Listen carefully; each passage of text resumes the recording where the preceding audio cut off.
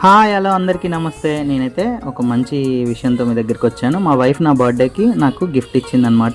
Photo ఫ్రేమేగా అనుకున్నాను మొత్తానికైతే, కానీ చాలా అంటే చాలా బాగుంది. మీకు కూడా నచ్చుతుంది.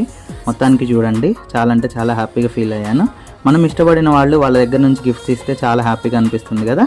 మొత్తానికైతే నాకు బ్లడ్ హార్ట్ ఇచ్చిందనమాట. తన దగ్గర నుంచి గిఫ్ట్ తీసుకోవడం హ్యాపీ, కానీ తన బ్లడ్ తీసి ఇవ్వడం అనేది కొంచెం ఎందుకో బాధ అనిపించింది.